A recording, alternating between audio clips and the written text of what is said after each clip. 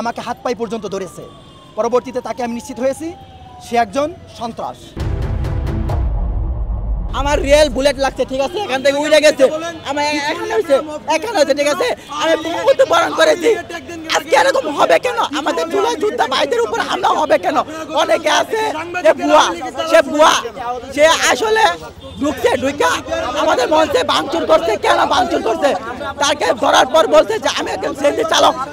আপনাদের সাংবাদিক ভাইদেরকে বলছে, তারপর আপনাদের সাংবাদিক ভাই প্রশ্ন করছে যে কেন আপনি ভাঙচুর করছেন। আবার আরেকবার বললাম আমি শ্রমিক, আমি জব করে আসছি।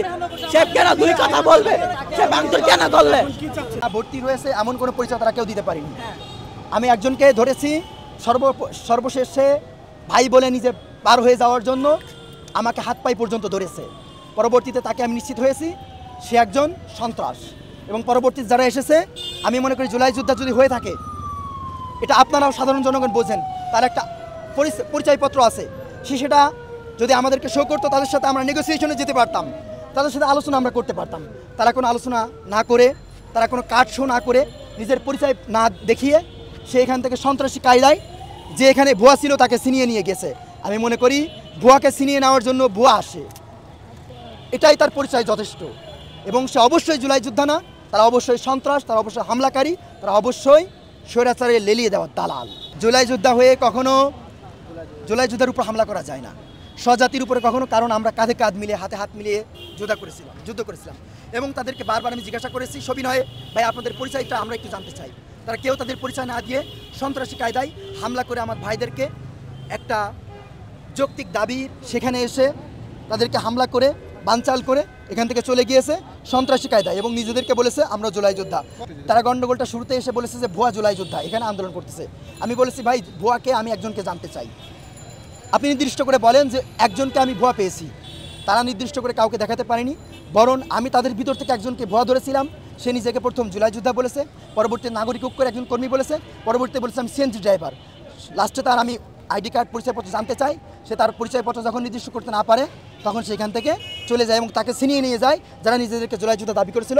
মূলত যে ভুয়া, তাকে ভুয়ারাই ছিনিয়ে নিয়ে গিয়েছে। এটা আপনারাও ক্লিয়ার, আমরাও ক্লিয়ার। আমরা সত্যিকারের যারা জুলাই যোদ্ধা, আমরা চেষ্টা করতেছি যে আমার জুলাইয়ের 1 বছর এখনও পূর্ণ হয়নি, সেখানে আমার ভাইদের উপর হামলা হয়েছে। এদেরকে সারা জীবন কিভাবে সেফটি দেওয়া যায় এমন একটা বিধান, এমন একটা সংবিধান যেন দেশে তৈরি হয়।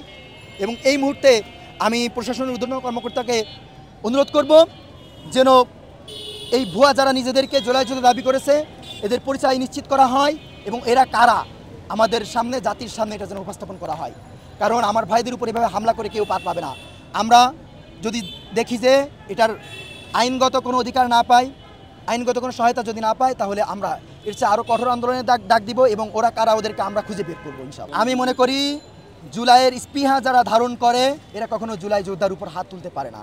সেটা পুলিশ হোক, সেটা বিএমপি হোক, সেটা এনসিপি হোক, সেটা আপ বাংলাদেশ হোক, সেটা যে পার্টি হোক না কেন, কেউ যদি জুলাইকে বুকে ধারণ করে, জুলাইয়ের সেই মর্মগাথা, জুলাইয়ের সেই রক্তঝরা দিনগুলো যদি কেউ মনে রাখে, মনের উপরে কেউ যদি ধারণ করে, নিজেকে যদি জুলাইয়ের প্রকৃত একজন সৈনিক, জুলাই মনে প্রাণে ধারণ করা একজন ব্যক্তি হিসাবে নিজেকে যদি মনে করে, তাহলে কখনো এমন একটি যৌক্তিক আন্দোলনে হামলা করতে পারে না। তারা কখনো এটা জুলাই যোদ্ধা না।